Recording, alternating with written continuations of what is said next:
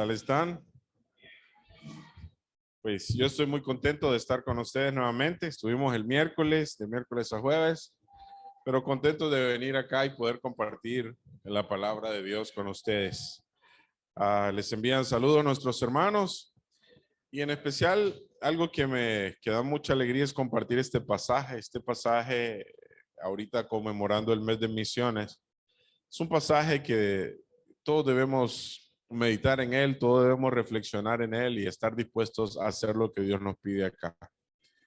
Titulé esta enseñanza Embajadores de Reconciliación, y cuando nosotros pensamos en un embajador es un representante, es un diplomático, es un funcionario responsable de la representación oficial de una nación.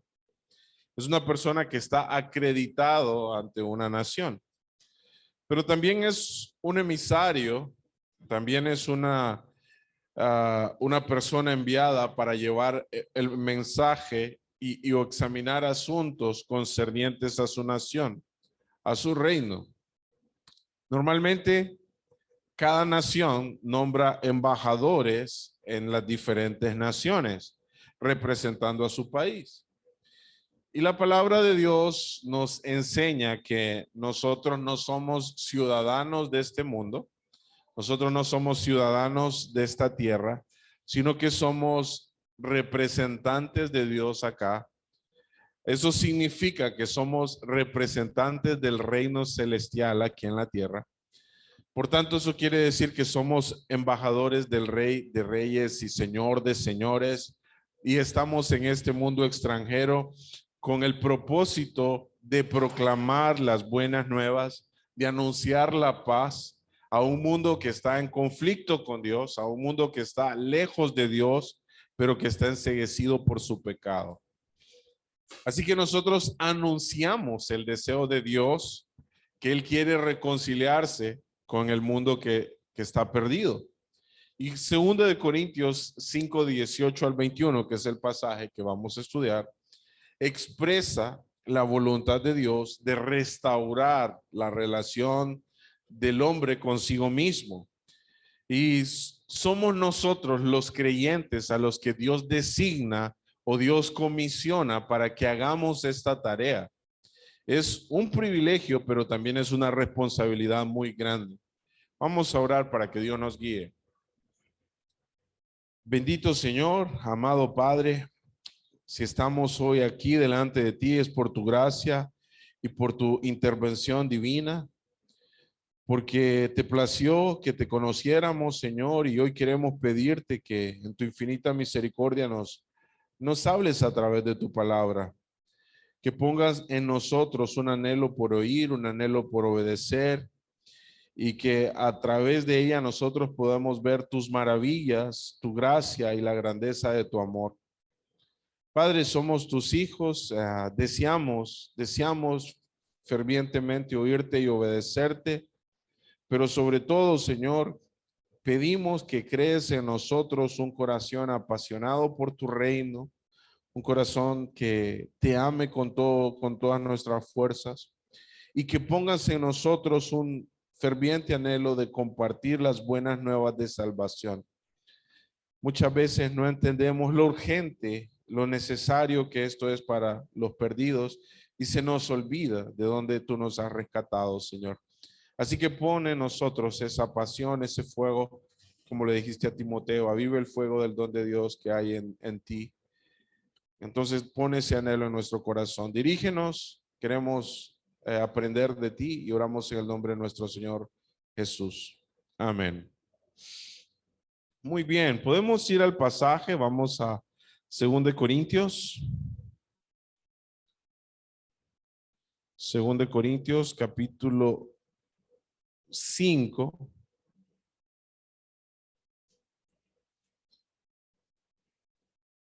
Vamos a leer los versículos del 18 al 21. Y dice así el pasaje: y todo esto proviene de Dios, quien nos reconcilió consigo mismo por Cristo y nos dio el ministerio de la reconciliación. Que Dios estaba en Cristo reconciliando consigo al mundo, no tomándole en cuenta a los hombres sus pecados, y nos encargó a nosotros la palabra de reconciliación. Así que somos embajadores en nombre de Cristo, como si Dios rogase por medio de nosotros. Os rogamos en nombre de Cristo, reconciliados con Dios. Al que no conoció pecado, por nosotros lo hizo pecado, para que nosotros fuésemos hechos justicia de Dios en él. Y vamos a ver 4 puntos principales en este pasaje. Recuerden, somos embajadores de reconciliación. Dios lo establece y Dios nos llama así. Y el primer punto es que este pasaje nos está enseñando el plan divino de la reconciliación. Cómo Dios se propuso salvar a aquellos que no le conocen, salvar a los perdidos. Y el versículo 18 empieza: y todo esto proviene de Dios. Para entender esto tenemos que ver el contexto, los versículos que están arriba. Pero cuando hablamos de todo esto proviene de Dios, se refiere a todo lo que está relacionado con la salvación. Todo lo que está relacionado con la conversión proviene de Dios. Ahora, hay un detalle acá, que la salvación es un regalo pleno del Señor. ¿Qué significa? Que nosotros no tenemos mérito alguno, sino que somos salvados por la voluntad plenaria de Dios, porque ese ha sido su deseo, porque ese fue su plan. Y como dice Efesios, ese es su beneplácito, porque a él le place, porque él quiere. Es Dios quien nos busca, es Dios quien nos llama, es Dios quien abre nuestros ojos espirituales y es Dios quien nos da la fe para que nosotros tengamos entendimiento y creamos en Jesús como nuestro Señor y Salvador. Pero hay una lucha en nuestro corazón, porque nuestro corazón orgulloso quiere pensar: yo soy el que busca a Dios, yo soy el que se rinde a Dios. Pero no es así como la Escritura nos muestra. Ahora, la palabra nos enseña que nosotros sin Cristo nos encontrábamos muertos en delitos y pecados. Esa es la condición del hombre sin Dios, sin esperanza, sin comprensión del evangelio, lejos de Dios, separados, destituidos. Y además dice que el Dios de este siglo, refiriéndose a Satanás, ha cegado nuestro entendimiento. Y estábamos bajo su lazo, bajo sus cadenas. Y es Dios quien actúa en nosotros y es Dios quien nos llama y nos salva. Ahora, siendo salvos, ya entendiendo el evangelio y siendo salvos, el versículo 14, pueden verlo, lo voy a parafrasear, dice que su amor nos constriñe. Eso significa que su amor nos controla o su amor nos domina y nos dirige. ¿Y saben qué hace el amor de Dios en mi corazón? Me mueve a testificar de Cristo. Así que si yo soy un hijo de Dios y yo amo al Señor, yo tengo el amor de Dios en mí y ese amor me mueve a testificar de Dios. Ahora, esto es bien importante. ¿Por qué es tan importante? Porque no testificamos de Cristo solo porque es su mandato. No solo es esa la razón. No testificamos de Cristo solo porque eso es lo que me enseñan en la iglesia o eso es lo que me dicen los pastores, sino que testificamos de Cristo porque Dios derramó su amor en nuestro corazón por el Espíritu Santo que nos dio. Así que si cada uno de ustedes tiene el Espíritu Santo, Dios va a poner en el corazón de ustedes amor por las almas, amor por los perdidos y nos va a mover a compartir el evangelio. Nos mueve que ahora también nosotros entendemos el plan redentor de Dios, que ahora entendemos que nuestra vida no nos pertenece, sino que nuestra vida le pertenece a Cristo. Si ven el versículo 15, ahí en 2 Corintios 5:15 dice, y por todos murió, ¿para qué? Por todos murió Cristo, para que los que viven, o sea, nosotros sus hijos, ya no vivamos para quiénes, para nosotros mismos, sino que vivamos para aquel que murió por ellos, que vivamos para Cristo. ¿Qué significa? Que nuestra vida ahora le pertenece al Señor. Y ahora, entendiendo esto, sabemos que hay propósitos superiores para nuestra vida. Hay un propósito mayor para nuestra vida. Y ese propósito es dar nuestra vida por Cristo. Ese propósito es llevar el evangelio. ¿Por qué? Por amor al Señor y por amor a estos hermanos que todavía no han sido rescatados de las tinieblas. Nosotros llevamos el evangelio para alcanzar a aquellos que aún están muertos espiritualmente y que están lejos de Dios y que solo pueden ser parte del reino a través de la proclamación del evangelio. Ahora, lo que nos mueve, hermanos, también es que ahora yo tengo un conocimiento verdadero. El versículo 16 dice, de manera que nosotros de aquí en adelante a nadie conocemos según la carne, y aun si a Cristo conociésemos según la carne, ya no lo conocemos así. ¿Qué significa esto? Que ahora nosotros tenemos un conocimiento verdadero en Cristo.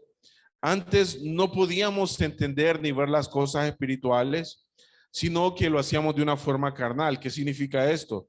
Que realmente no habíamos nacido de nuevo, y este era un conocimiento intelectual externo, un conocimiento que no me da vida, un conocimiento que no me santifica, un conocimiento que no me mueve a hacer la voluntad de Dios, un conocimiento que simplemente lo que hace en mí es llenarme de más información, pero no hay un fruto. Ahora que estamos en Cristo, ahora que le conocemos, parte de lo que nosotros debemos ver es ese fruto. Ese fruto que transforma, es ese fruto que nos va renovando día a día, pero es ese fruto también que produce en mi corazón una carga por aquellos que no conocen de Dios.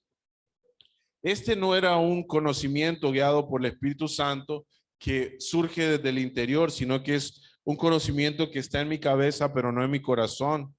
Este es un conocimiento que envanece y que no me cambia, no me transforma. Pero todo aquel que está en Cristo, vean lo que dice el versículo 17. ¿En qué se ha convertido? ¿Qué dice el versículo 17? En una nueva criatura. De modo que si alguno está en Cristo, nueva criatura es, las cosas viejas han pasado, aquí todas son hechas nuevas. Entonces, todo aquel que está en Cristo es una nueva criatura. Esto significa que todo aquel que está en Cristo le pertenece a Cristo y se ha convertido en una persona totalmente cambiada, renovada. Esta palabra criatura nos da la idea de una creación totalmente nueva, pero opuesta a lo que era. Opuesta a lo que era. Eso era lo que éramos nosotros. Esta primera criatura era terrenal. Esta primera criatura era blasfema, desobediente a Dios, que no entendía los planes de Dios, pero la nueva criatura ha sido renovada desde su interior. Y aunque no somos perfeccionados, ahora contamos con la naturaleza de Dios morando en nuestros corazones. ¿Y qué hace esta nueva criatura? Nos va transformando a la imagen de Cristo y nos va poniendo en nuestro corazón la mente de Cristo. Y esto es bien importante. ¿Por qué? Porque ahora la razón para la que yo vivo es que ahora amo al Señor y yo quiero vivir como el Señor quiere. Significa que yo ahora vea las cosas de una forma distinta y veo la vida como Dios la ve. Antes vivíamos para nuestras pasiones, nuestros deleites, nuestros deseos. Vivíamos una vida solo enfocada en nosotros. ¿Qué significa una nueva criatura que ahora vive para Dios? Ahora, ser una nueva criatura no solo nos va transformando a la imagen de Cristo, sino que también pone la visión de Dios en mi corazón. Y quiero que escuchen eso. Ser una nueva criatura significa que ahora Dios pone su visión en mi mente y en mi corazón. Por tanto, sus metas, las metas de Dios, se vuelven mis metas. Los propósitos de Dios se vuelven mis propósitos. La pasión de Dios se vuelve mi pasión. Y ahí es donde empezamos. Dijo, y todo esto proviene de Dios. ¿Quién puso el amor en nuestro corazón? ¿Quién puso el conocimiento en nuestro corazón? ¿Quién nos hizo una nueva criatura? Dios. Todo lo hizo Él.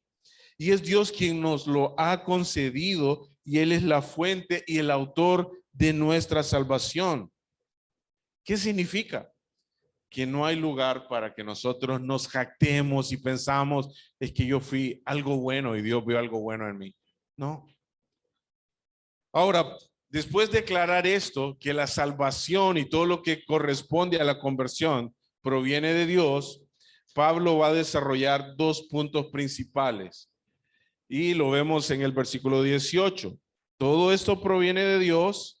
Dice, quien nos reconcilió consigo mismo, es el primer punto. Es Dios quien nos reconcilió por medio de Jesucristo y nos dio el ministerio de la reconciliación. Esos son los dos puntos que Pablo nos va a explicar. Ahora, es Dios mismo quien nos comisiona y nos da este ministerio a los creyentes. Esto refleja, hermanos, el propósito de Dios. También refleja los planes de Dios y su amor. Cuando hablamos que es Dios quien nos reconcilia consigo mismo, esto hace a un lado toda obra humana y deja a Dios como el único autor de la salvación. Y aquí podemos ver algunos principios muy importantes que hicieron posible la salvación. Si nosotros no llegamos a esas convicciones, no podemos ser salvos. Primero, tuvimos que reconocer que éramos enemigos, que estábamos en enemistad con Dios y que necesitábamos ser reconciliados. Allá afuera hay mucha gente que piensa que está bien con Dios, está viviendo blasfemando el nombre de Dios, está viviendo en pecado, pero ellos piensan que están bien. Pero si hay algo que Dios hace cuando nos salva es que nos da conciencia de que éramos enemigos, que estábamos en enemistad, pero también nos da conciencia de que no podemos hacer absolutamente nada para reconciliarnos. Estamos en enemistad, pero no podemos hacer nada. Y necesitamos que Él intervenga en nuestra vida y Él lo hace a través de Jesús. Y es que necesitamos comprender, hermanos, que el hombre natural, el hombre sin Cristo, sin Dios, realmente no percibe las cosas espirituales. Por tanto, el que aún no ha nacido de nuevo no puede ver su necesidad ni su condición espiritual y no ve que son enemigos de Dios. Pero ¿cuál es la diferencia entre nosotros los creyentes? Que nosotros sí vemos su necesidad, que nosotros sí vemos que Él les espera. Y si usted sabe que una persona va en camino opuesto y va camino a la perdición, ¿qué sería lo mínimo que nosotros deberíamos de hacer? Pues avisarles, hey, ahí por donde vas a perecer. Ahí por donde vas, su vida se va a acabar. Eso es lo mínimo que deberíamos de hacer.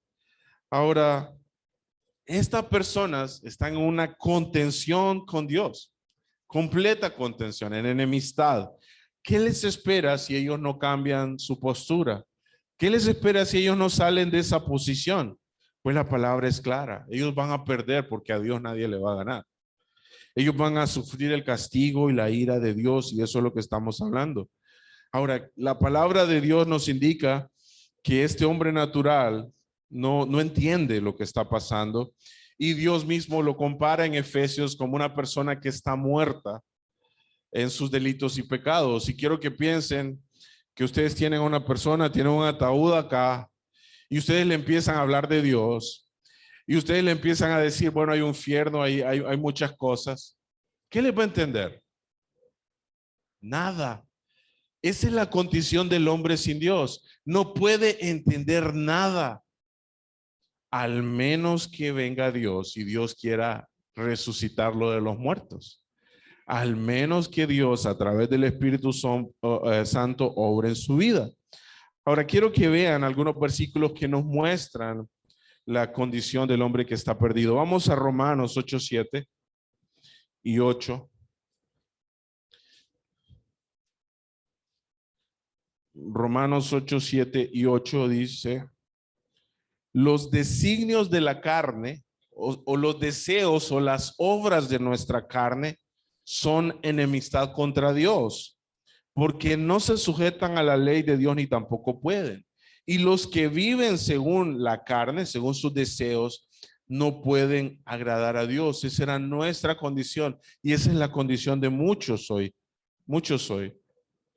Pero estos hombres no solo viven para agradarse a sí mismos, sino que estos hombres también andan en vanidades de este mundo y no solo andan, sino que aman este mundo. Vamos a Santiago 4.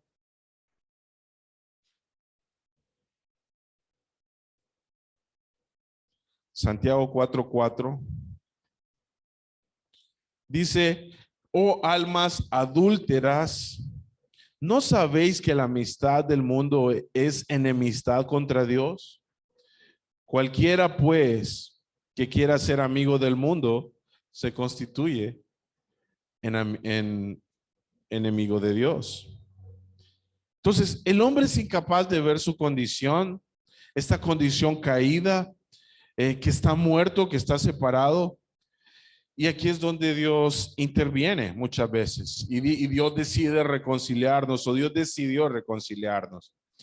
Y Dios dice, el versículo 18, que designó el camino para la reconciliación y solo Él puede iniciar esta reconciliación, solo Él puede hacerlo. ¿Cómo hace posible Dios la reconciliación? Primero, vemos que es posible debido a su iniciativa. Él dio el paso, Él tomó la decisión de buscarnos. Si Dios no hubiera determinado hacerlo, ninguno de nosotros podríamos ser salvos. Todos nosotros estaríamos condenados. Así que es Dios quien nos reconcilia con Él porque nos ama y porque nos amó. No solo nos ama ahora, sino también porque nos amó. La Escritura nos enseña que Él nos amó primero.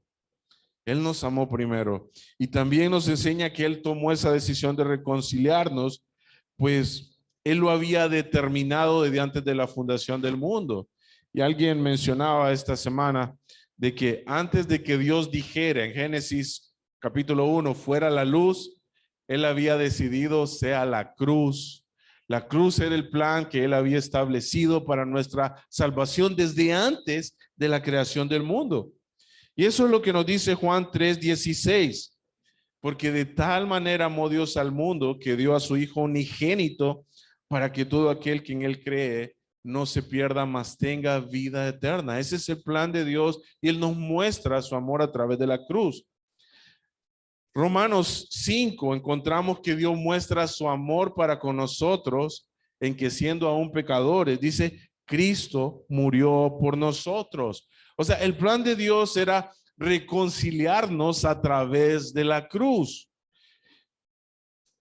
Así que la reconciliación es una muestra de su amor y también es una muestra de su plan divino de salvarnos, para guardar un remanente salvo para su gloria. Ahora, la palabra reconciliación es un término bien interesante, es bien interesante. Es un término que significa la restauración de dos partes que estaban en oposición y enemistad. O sea, reconcilia a dos partes, dos personas que estaban en una completa oposición y una completa enemistad. Pero une a dos que estaban divididos, que estaban en oposición.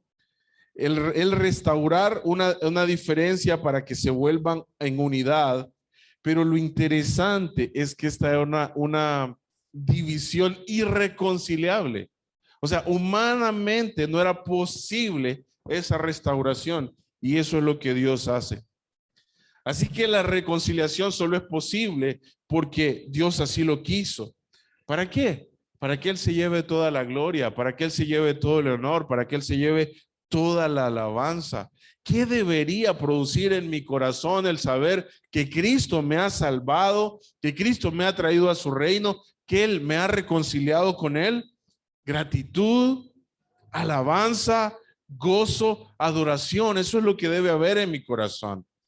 Miren lo que dice Romanos 5:11. Ahí, Romanos capítulo 5, versículo 11.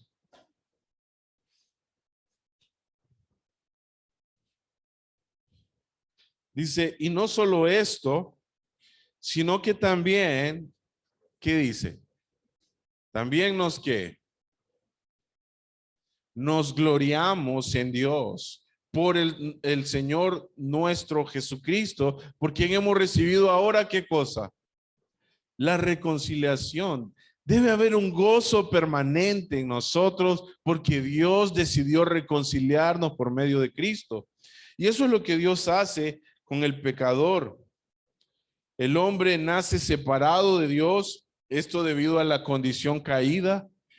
Desde que Adán y Eva pecaron, la humanidad cayó. ¿Y qué es lo que está haciendo Dios en Cristo? Restaurando al hombre, restaurando su relación con el hombre. Pero sabemos que el hombre no solo está caído desde su condición de Adán, sino que el hombre no busca a Dios. Son innumerables los pasajes que nos dicen que todos nos desviamos, que nos descarriamos como ovejas, que amamos el pecado y que queremos permanecer en él, que no queremos sujetarnos a Dios y que hay rebeldía en nuestro corazón.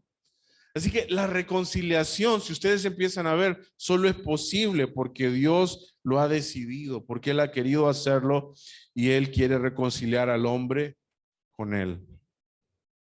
Ahora, algo interesante es que el hombre no puede reconciliarse en sus propios términos, sino solo en los términos y en las condiciones que Dios establece.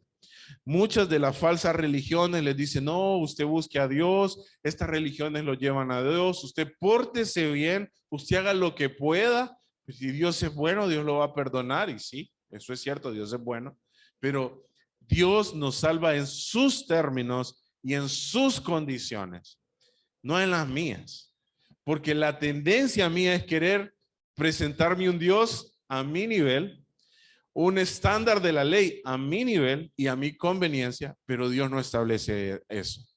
Dios me salva según sus términos, términos que yo no puedo cumplir, pero que Él sí puede producir en mí. Por otro lado, el hombre no tiene la capacidad de calmar ni satisfacer la ira de Dios, ni satisfacer su justicia. Nuestras buenas obras son como trapos de inmundicia. Por más que seamos buenos, no llegamos ni a una pizca de la santidad de Dios. Y si nosotros tratáramos todos los días de no pecar, nos daríamos cuenta o nos damos cuenta que todos los días pecamos no solo una, sino muchas veces. Así que estamos lejos de poder agradar a Dios y poder vivir su justicia. El hombre es culpable de violar todas las normas santas de Dios. Somos culpables, esa es la realidad. Por tanto, es digna nuestra condenación. Y solo no somos condenados por su gracia porque Él quiere salvarnos. Así que quiero que quede claro, la salvación es obra de Dios en nosotros, no nosotros podemos adquirirla. Ahora, el segundo punto que Pablo está desarrollando es que esa salvación solo es por medio de Jesucristo. Esa salvación solo es por medio de Jesucristo. ¿Qué significa? Que yo no soy lo suficientemente bueno, no es por mis méritos personales, no es por buenas acciones o buen comportamiento, no es porque soy moralmente correcto, actúo bien. Cualquier esfuerzo humano, pensemos en la persona más buena, en la persona que se comporte de la mejor manera, se queda infinitamente pequeña para ser salvo. Es insuficiente, no le alcanza. Así que la reconciliación solo es posible por Dios y solo es posible por su plan divino. Y ahí es donde vamos al otro punto. El plan divino de Dios es reconciliarnos por medio de Cristo. Dale a la otra, por favor. Es reconciliarnos por medio de Cristo, pero también es hacernos parte de su obra. Es hacernos parte de su obra. El versículo 18 dice que ¿qué ministerio nos dio a nosotros los creyentes? ¿Qué ministerio dice? ¿Qué dice el versículo 18? Nos dio el misterio de el ministerio, perdón, de la reconciliación. ¿A quiénes? A nosotros. ¿Qué está diciendo eso?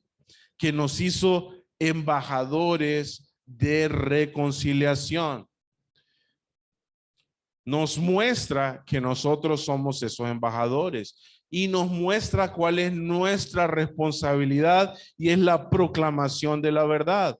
Esto es equivalente a la gran comisión de Mateo 28, 19 y 20, que dice, por tanto, id y hacer discípulos a todas las naciones, bautizándolos en el nombre del Padre, del Hijo, del Espíritu Santo. ¿A quién le da esta tarea? Cada uno de nosotros. Ahora, la palabra ministerio ahí es la palabra diaconía, que tiene que ver con un servicio que hacemos con humildad. No lo hacemos con orgullo, sino un servicio que hacemos con humildad. O sea, ¿cuál es el servicio nuestro? La proclamación del evangelio. Lo hacemos como siervos humildes, pero el mensaje que nosotros llevamos es el mensaje más excelso, más sublime. Y eso es lo que Dios ha puesto en nuestras manos. Un mensaje maravilloso, un mensaje que es el mensaje más valioso para que nosotros lo extendamos. Así que esa debe ser mi labor y mi responsabilidad. Yo debo proclamar el evangelio. Es un privilegio, porque no hay privilegio más grande y a veces no lo entendemos, porque piense en su trabajo. Es como que su jefe le diga, bueno, apóyame haciendo mi labor, la labor más importante. Aún eso se queda corto. Y yo estoy seguro que su jefe le pidiera eso, ¿qué haría usted? Corriendo se pone a hacer todo para él. Y eso es lo que nos pide Dios, que hagamos la labor de ser sus voceros, y lo voy a ampliar un poco más adelante. Ahora, ¿cómo debemos hacerlo? Nuestra responsabilidad es proclamar la verdad, pero debemos hacerlo con toda humildad, mansedumbre y preparación. Y aquí fallamos. Según de Timoteo 3:17, bueno, lo voy a decir desde 3:16, dice, toda la escritura es inspirada por Dios y útil para enseñar, para redarguir, para corregir, para instruir en justicia. Pero dice, a fin de que el hombre de Dios sea perfecto, sea maduro, dice, completamente preparado ¿para qué? Para toda buena obra. ¿Qué significa? Que yo debo estar preparado. ¿Para qué? Para toda buena obra. Esto incluye para compartir el evangelio. Primera de Pedro 3:15 dice, si no santifica a Cristo como Señor en nuestros corazones, estando siempre preparado para presentar defensa ante todo aquel que os demande razón de la esperanza que hay en vosotros, pero hacerlo con mansedumbre y reverencia. Y primero Pedro dice, sino santificad a Dios en nuestros corazones. Yo creo que vean aquí las dos razones por las que a veces no compartimos el evangelio. Una es porque no estamos santificándonos a Dios, porque Dios desea hacer una obra primero en nosotros, santificadora, para que nosotros vayamos. A veces estamos patinando en pecado, no queremos renunciar, no nos queremos arrepentir y no queremos obedecer a Dios. Pero la Biblia nos llama a que nos santifiquemos. Y todo aquel que se santifica, ¿saben qué va a querer? Proclamar las buenas nuevas. Primero Pedro 2:9 dice, mas vosotros sois linaje escogido, real sacerdocio, nación santa, pueblo adquirido, para que anuncie las virtudes de aquel que os llamó de las tinieblas a su luz admirable. Y la segunda razón es porque no nos preparamos. O sea, queremos como, bueno, nos manda Dios, pero yo no quiero estudiar la Biblia, yo no quiero estudiar cómo defender el evangelio, yo no me quiero preparar, no queremos hacerlo. Y por eso no estamos haciendo la labor que Dios nos ha llamado. Ahora, Pablo va a seguir ampliando esta idea y va a desarrollar la idea de una manera más extensa y nos muestra cómo Jesús es el medio de la reconciliación, pero también cómo el perdón y el evangelio son los instrumentos que Dios ha dado para reconciliar a la humanidad. Según de Corintios 5:19 dice que Dios estaba en Cristo. Según de Corintios 5:19, que Dios estaba en Cristo reconciliando consigo al mundo, no tomándole en cuenta a los hombres sus pecados, y que dice que nos encargó Él nos encargó a nosotros la palabra de reconciliación. No se lo encomendó a otros, sino a nosotros, a la iglesia. Ahora vamos paso a paso. Dios estaba en Cristo reconciliando al mundo consigo mismo. Hay varias implicaciones en esta frase. Una es que el mundo necesita ser reconciliado. Este significa que estén en enemistad contra Dios. Ya lo mencioné, pero el mundo no lo sabe. Están cegados por su pecado. Esto también significa que el mundo necesita la salvación y necesita un Salvador. ¿Por qué? Porque está bajo condenación. Esa es la condenación humana. También significa que la humanidad no tiene paz. La gente busca la paz en un matrimonio, la gente busca la paz en un noviazgo, la gente busca la paz en un trabajo, en vacaciones, pero todo eso solo se la da un ratito. ¿Por qué? Porque el hombre está en enemistad contra Dios. El hombre no va a tener paz hasta que sea reconciliado con Dios. Pero el énfasis de Pablo en este versículo está en la obra de Cristo. Está mostrándonos que la cruz y Cristo es el único medio para la reconciliación de la humanidad del hombre. Que Dios había determinado reconciliar y salvar al hombre a través del sacrificio de Cristo. Así que si el hombre ignora el plan de Dios, pues el hombre está condenado. Vamos a Colosenses 1, 19 y 20.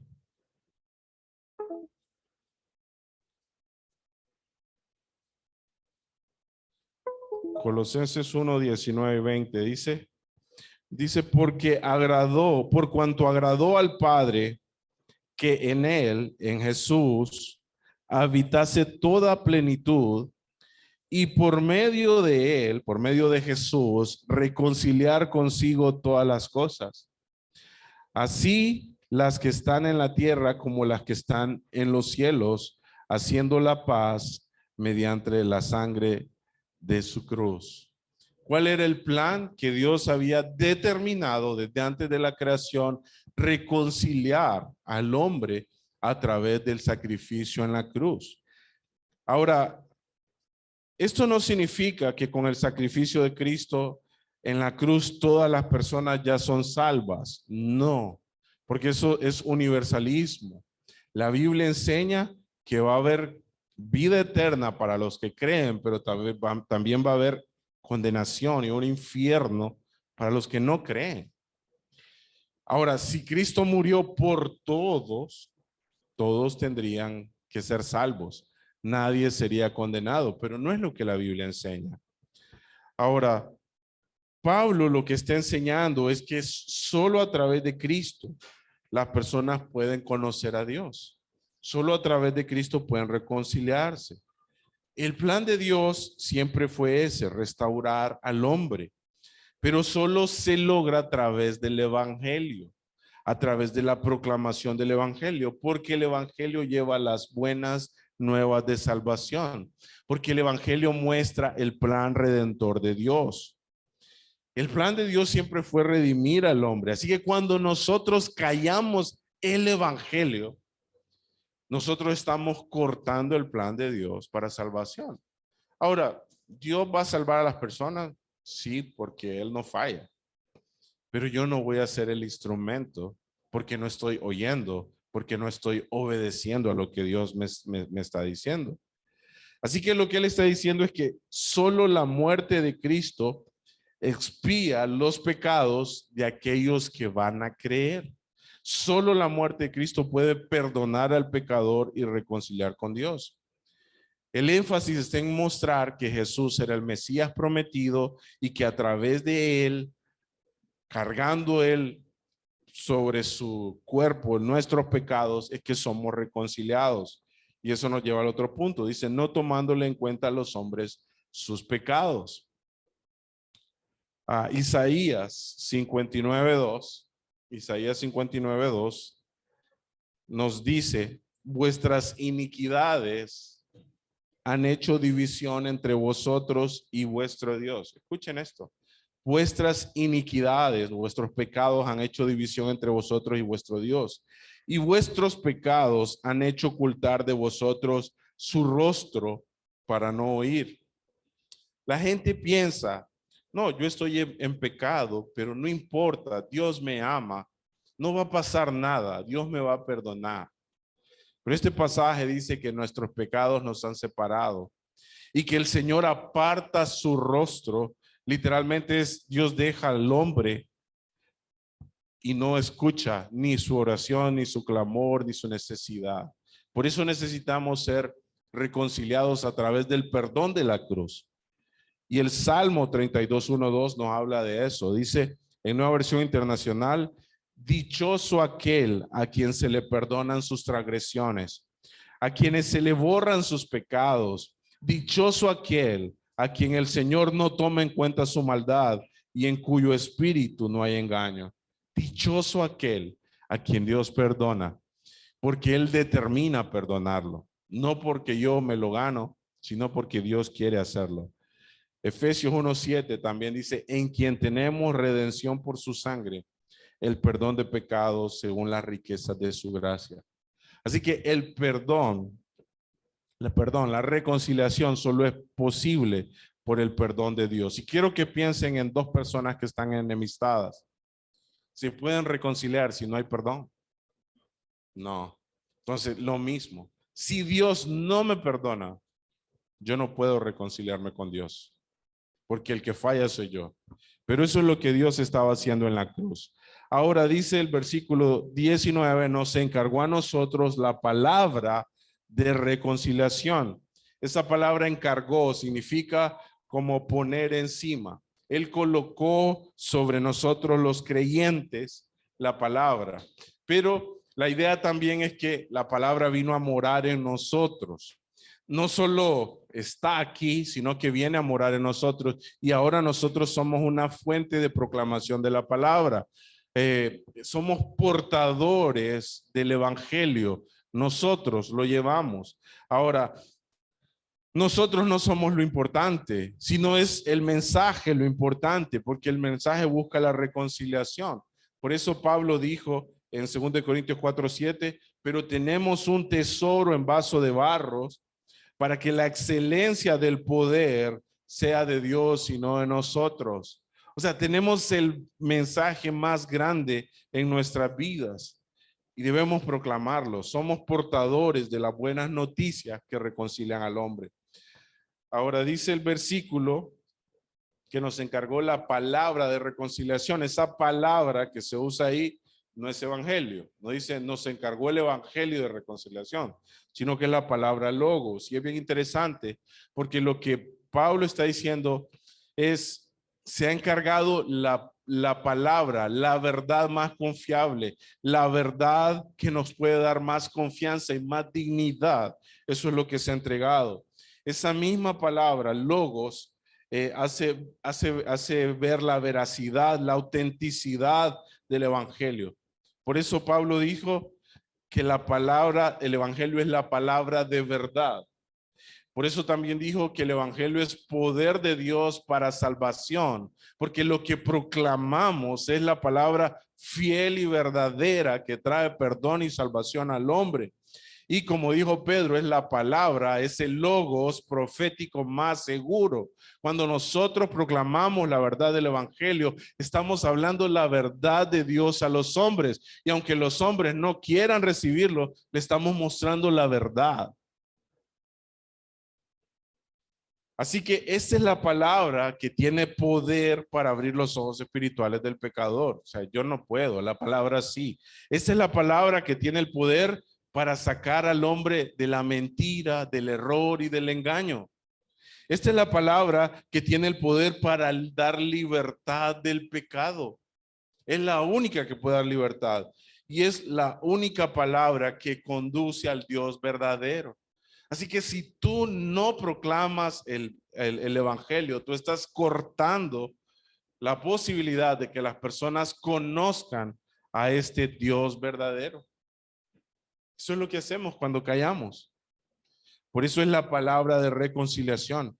No hay otra manera en que el evangelio va a llegar. Hay personas que querían agregar cosas, estrategias, situaciones emotivas para llevar el evangelio. No. Lo único que Pablo dice es que yo tengo que llevar el evangelio puro tal como es. Y es Dios quien va a hacer la obra. Mi responsabilidad no es convencer, pero Dios es el que va a actuar. Ahora, en el siguiente versículo 20, Pablo está como llegando a la conclusión y está poniendo énfasis en cuál es nuestra misión. ¿Cuál es la misión de los creyentes? Uno es ser embajadores y dos es proclamar este mensaje. El versículo 20 dice, así que es la idea de un término de conclusión. Somos embajadores en nombre de Cristo. Como si Dios rogase por medio de nosotros, o rogamos en nombre de Cristo reconciliados con Dios. Saben, este versículo tiene un peso fuerte para los creyentes. Es Dios mismo quien me designa o me comisiona como embajador. Es Dios quien le está dando la responsabilidad a cada uno de ustedes. Ustedes son embajadores. Así que ustedes representan a Cristo. Y cuando yo recuerdo esto, veo la parábola de los talentos, que le dio un talento a cada uno. Y se presentaron 3 siervos. Un siervo fiel que multiplicó un talento por 10. Otro siervo fiel que multiplicó un talento por 5. Pero hubo un siervo infiel que tuvo miedo, que no obró, que no hizo nada. Y el Señor le dice, siervo infiel, por tu boca propia, por tu propia boca te juzgo. Ahora, ¿qué es lo que vemos acá? La palabra embajadores aquí se deriva de la palabra presbus. Presbus es la raíz de la palabra para presbiterio o para ancianos. Nosotros establecemos ancianos, presbíteros que están vigilando. La idea de la palabra es que en la antigüedad un embajador solía ser un anciano, un hombre muy experimentado que podía negociar y que podía intervenir con las otras naciones. Hoy en día, la idea de esa palabra es que nosotros somos un representante del reino de Dios, que proclamamos y vamos delante de Dios anunciando la venida del Señor.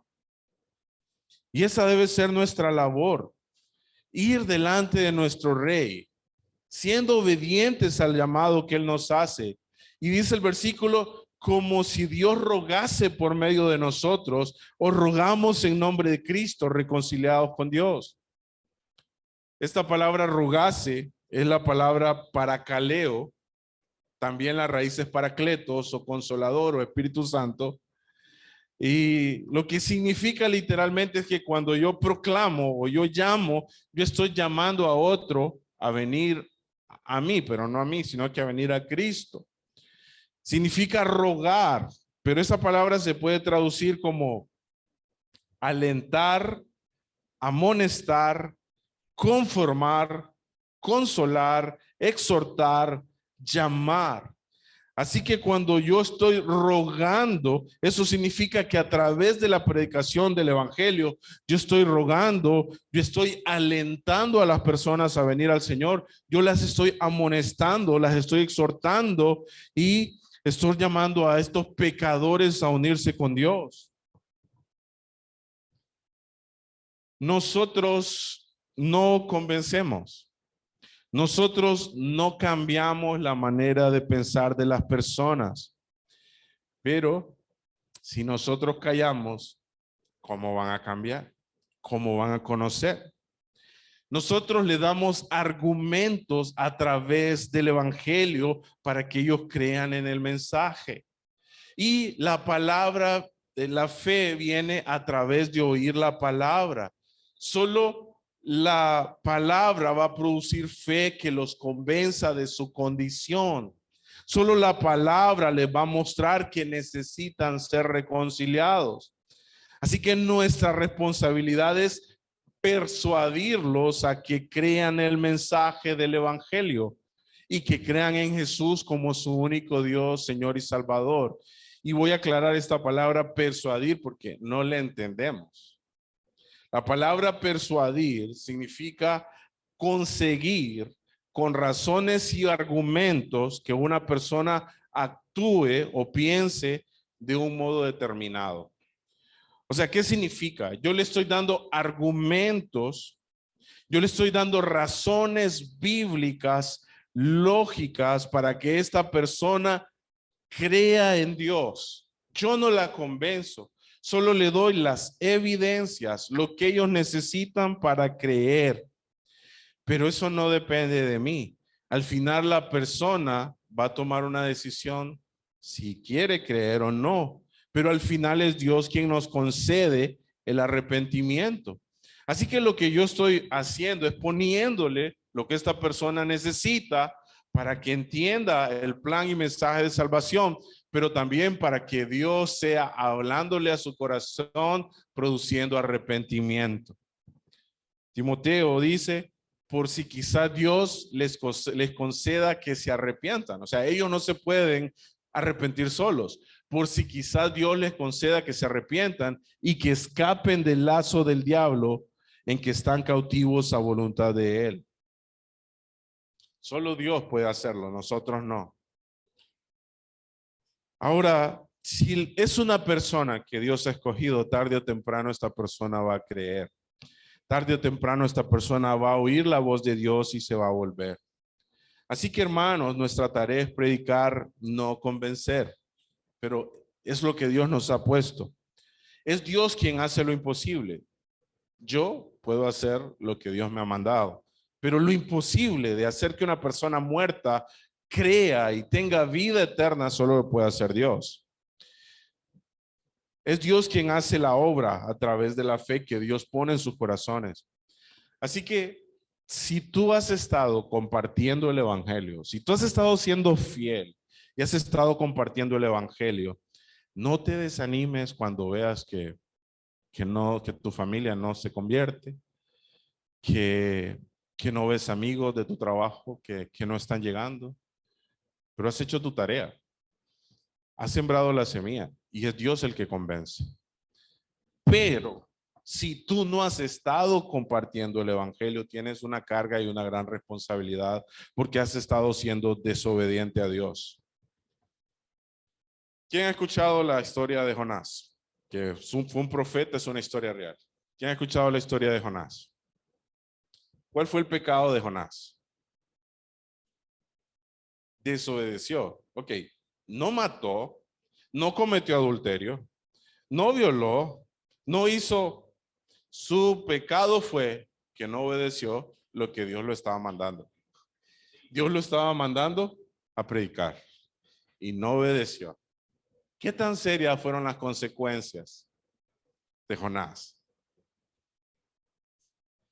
Muy serias. Y Dios lo quebrantó y Dios lo hundió por su gracia para después levantarlo, para que después obedeciera. No esperemos a que Dios nos hunda. No esperemos a que Dios nos quebrante. Hagamos la labor que Dios nos ha llamado. ¿Saben? Jonás mostró falta de amor. Jonás mostró indiferencia. Jonás mostró egocentrismo, como dice, desobediencia. Y eso es lo que hacemos cuando no predicamos el evangelio. La palabra me enseña que el temor a Dios es obedecer los mandamientos. Pero el amor a Dios es amar a los perdidos. El Señor le dijo a Pedro, Pedro, ¿me amas? ¿Qué dijo después? Apacienta mis ovejas. Y parte de nuestra labor es buscar esas ovejas. Cuando yo no estoy haciendo lo que Dios me ha pedido, es algo serio, es algo que yo debo hacerlo con obediencia y prontitud. Así que todos somos llamados a predicar y eso es algo bonito de este pasaje. Este pasaje no solo es para los pastores. No solo le ha dado a los pastores y a los evangelistas que compartan las buenas nuevas. Este pasaje es para todos. Este pasaje es para toda la iglesia, para cada uno de ustedes. Que nosotros seamos los pregoneros rogando porque estas personas se salven.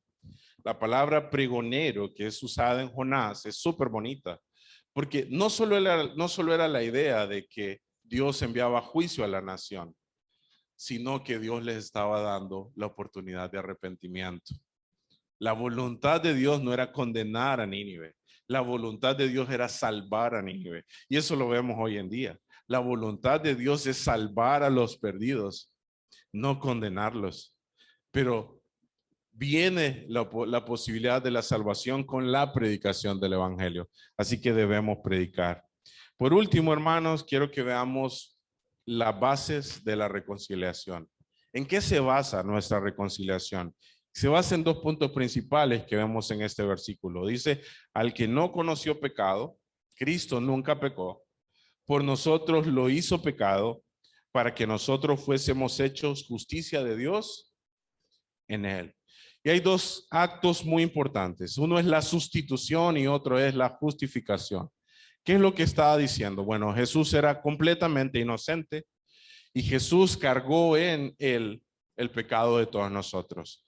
En vez de que yo estuviera colgado y crucificado y sentenciado en el infierno, el Señor crucificó y cargó sobre Jesús todos mis pecados y ahí fue perdonado. Pero está la parte de la justificación, y es que la salvación es por obras, ¿verdad? ¿Es por obras la salvación? Pues yo les voy a decir que sí es por obras, pero no las mías, las obras de Cristo. Él vivió una vida 100% justa, perfecta y verdadera. Y porque Él cumplió, la muerte no lo retuvo. Y venció y me otorga ahora la justificación. Y saben, eso es lo que ocurre cuando ustedes proclaman el evangelio. Un pecador se arrepiente y la justicia de Cristo es imputada. Sus obras eran insuficientes, las obras de esta persona, pero la obra de Cristo es suficiente para darle justicia y perdón delante de Dios. Y es a través de esa base que Dios nos reconcilia. Así que para terminar, hermanos, solo quiero decirle que Jesús es el único camino al Padre. Y el evangelio es el instrumento que Dios nos ha dado. Él es el sumo sacerdote que rompió el velo para que cada uno lleguemos a la presencia de Dios. Y Él nos permite sentarnos en las regiones celestes. Él nos permite estar con Dios ante su trono ahí, pero es en Él. Así que, en primer lugar, como conclusión, yo quiero motivarlos a ser agradecidos y alabar a Dios por su plan divino de reconciliarnos, porque fue porque Dios quiso hacerlo con cada uno de ustedes.